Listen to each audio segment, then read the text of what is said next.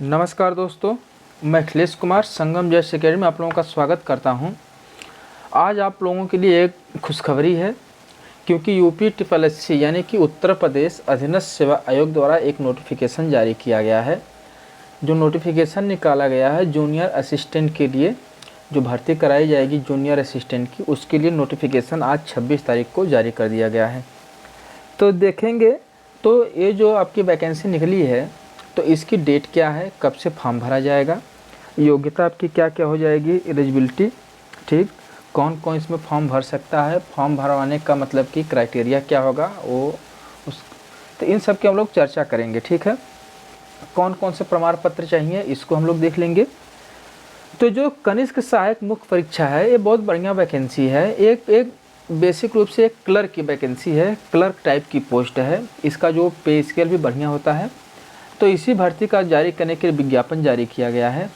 तो विज्ञापन में अगर हम लोग देखते हैं तो कब जारी किया गया विज्ञापन, है आपका 26 तारीख को जारी किया गया। कब जारी किया गया है? 26 नवंबर को जारी किया गया है। और इसमें देखेंगे हम लोग तो विज्ञापन, तो जो फॉर्म आपका शुरू होगा ये दिसंबर में आपका शुरू होगा। ठीक है, यानी कि पहले दे दिया गया है, लेकिन इसका फॉर्म जो भरा जाएगा यानी कि 23 दिसंबर से भरा जाएगा। फॉर्म कब से भरा जाएगा इसका? 23 दिसंबर से। ठीक है, 23 दिसंबर से इसका फॉर्म भरा जाएगा। और कब तक भरा जाएगा? तो 22 जनवरी 2025 तक, यानी कि 1 महीने का पूरा टाइम है आपको। फॉर्म भरने में कितना टाइम दिया गया है इसके बीच? 1 मंथ।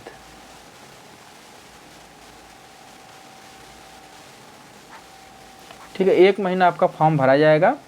और जिसका इसके बाद 22 के बाद आपको जो संशोधन आपको जो भी करने, अगर कोई गलतियाँ आपके फॉर्म में हुई होंगी तो उसके संशोधन के लिए जो डेट दी गई है तो 29 जनवरी 2025 तक, यानी कि 1 हफ्ते का आपको समय दिया जाएगा। मतलब कि आप फॉर्म जो भी गलती हुई हैं उसको सही कर लीजिएगा। ठीक है, और ये जो आपका जो फॉर्म जो सबमिट होगा, फॉर्म तभी निकलेगा, इसमें एक चीज़ कहा गया, फॉर्म तभी निकलेगा जब आपका जो शुल्क है, जो परीक्षा फीस है, वो सबमिट हो जाएगा और उसका जो आपका क्लियरेंस मिल जाएगा बैंक के द्वारा, तब आपका आप प्रिंट आउट उसका आप निकाल सकते हैं। ठीक है, तो ये तो हो गया, इसका डेट को लेकर हो गई। तो यहाँ पूरा दिया गया है, इसको आप लोग देख लीजिएगा।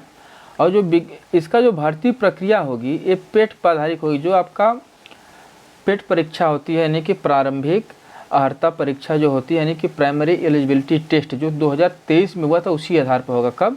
2023 के आधार पर जो पेट आपकी परीक्षा हुई थी 2023।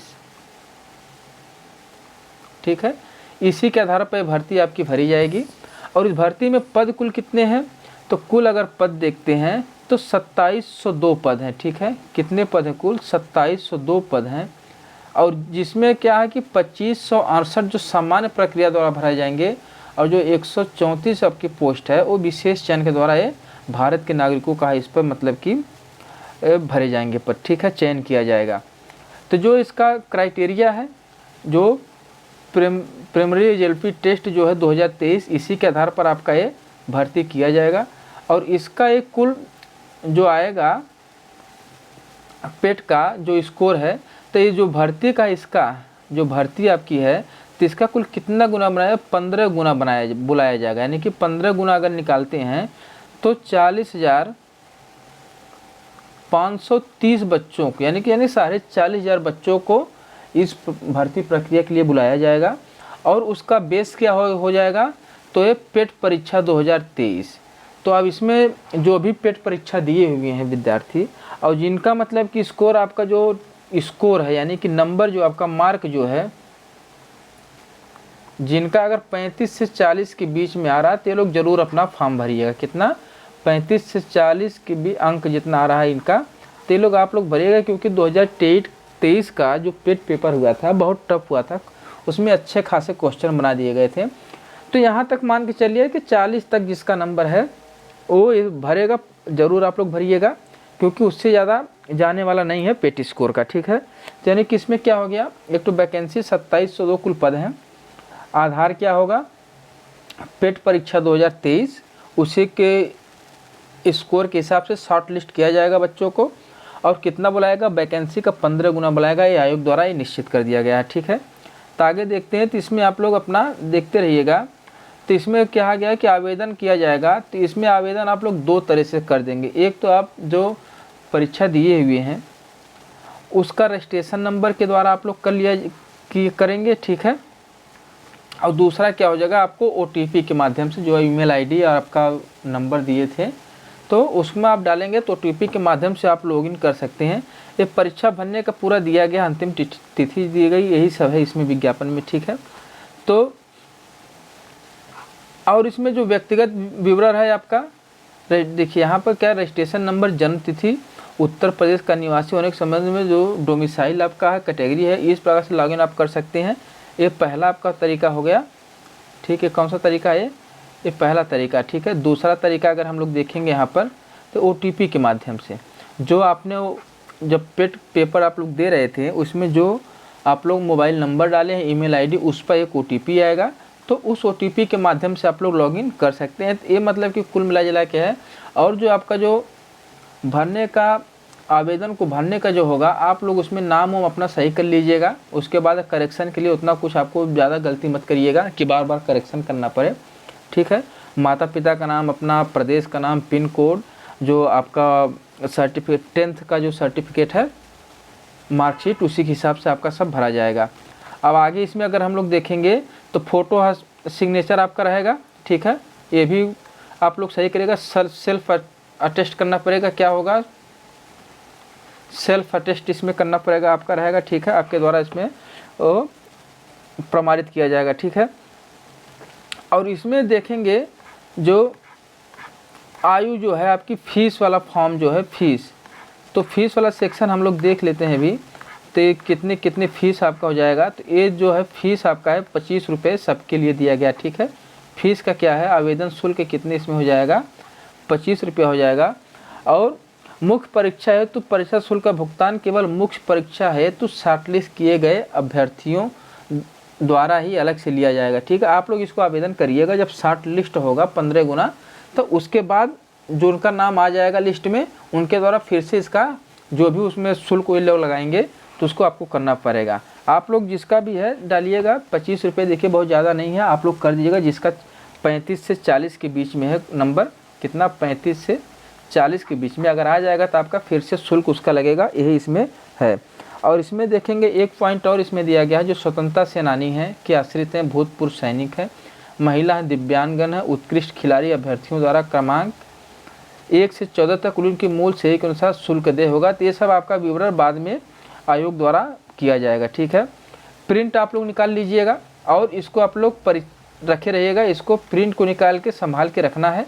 क्या करा है कि प्रिंट को आपको निकाल के संभाल के रखना रहेगा जब तक ये भर्ती पूरा प्रक्रिया पूरी ना हो जाए, ठीक है। आप लोग फॉर्म भर के इसको खो मत दीजिएगा, इधर उधर कहीं फेंक मत दीजिएगा, ठीक है। यही करा है कि आपका OTP के माध्यम से सब लॉगिन वॉगिन होगा, संशोधन होगा जो भी। अब करा है कि मतलब कि जो संशोधन दिया गया है इसमें, करा कि अभ्यर्थी द्वारा अपने आवेदन पत्र के निम्नलिखित विवरणों को ही संशोधित किया जा सकता है। उक्त के अतिरिक्त अभ्यर्थी को आवेदन में किसी अन्य विवरण को संशोधन की अनुमति नहीं दी जाएगी। यानी कि क्या क्या उसमें की जाएगी, नाम में वर्तनी की गलती हो जाएगा आपका, माता पिता जो वह है पत्राचार का हो गया, व्यक्तिगत विवरण, EWS, शैक्षिक आरक्षण हेतु, ये सब आपका आप लोग सही से भरिएगा। मतलब कि संशोधन करने की ज़रूरत न पड़े, आराम से टाइम लेके भरिएगा, कोई जल्दीबाजी की आवश्यकता नहीं है, ठीक है। पद का विवरण दे दिया गया है यहाँ पर। तो पद तो आप लोगों को बता ही दिया गया, मतलब कि 2702 पद हैं, कैसे कैसे होगा। इसके बाद हम लोग देख लेते हैं आगे, इसका भी सिलेबस हम लोग देख लेंगे। सिलेबस में कितने कितने का होगा, क्या होगा, क्या क्या पूछा जाएगा, कितने नंबर के प्रश्न आपके बनेंगे। यहाँ से आप लोग चैनल पर नए हैं तो चैनल को आप लोग सब्सक्राइब कर लीजिएगा और अपने दोस्तों तक ज़्यादा से ज़्यादा इसको शेयर करिए। ये जो आरक्षण वाला आपका है इसमें देख लीजिएगा थोड़ा, आप लोग जो सर्टिफिकेट आपको रखना क्या, 22 जनवरी 2050 तक आप लोगों का जो भी सर्टिफिकेट है 22 जनवरी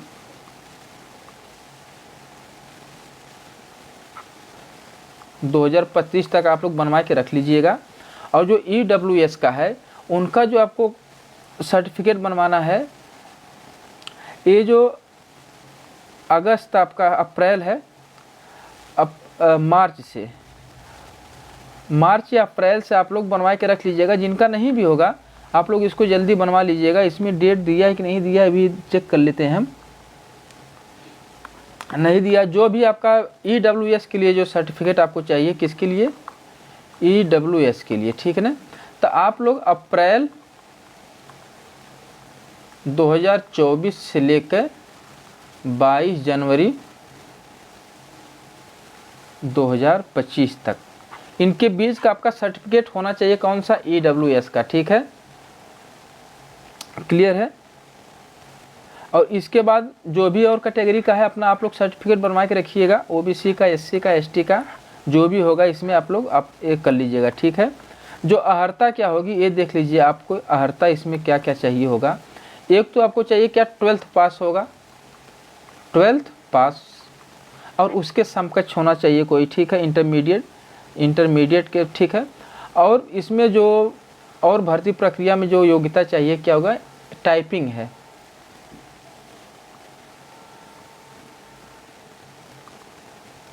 टाइपिंग क्या हिंदी में है और इंग्लिश में है। तो हिंदी के लिए आपको क्या है? 25 पर मिनट है। और अंग्रेजी में क्या आपका? 30 शब्द पर मिनट, ठीक है। यानी कि टाइपिंग भी आपको इसमें करना होगा। जो 25 शब्द और 30 शब्द है, हिंदी के लिए 25 शब्द प्रति मिनट और अंग्रेजी के लिए 30 शब्द प्रति मिनट हो जाएगा, ठीक है। और इसमें आपको क्या हो जाएगा? ट्रिपल सी का सर्टिफिकेट चाहिए, या जिसके पास नहीं है, जो कंप्यूटर साइंस से डिप्लोमा किए हुए हैं, क्या कंप्यूटर साइंस,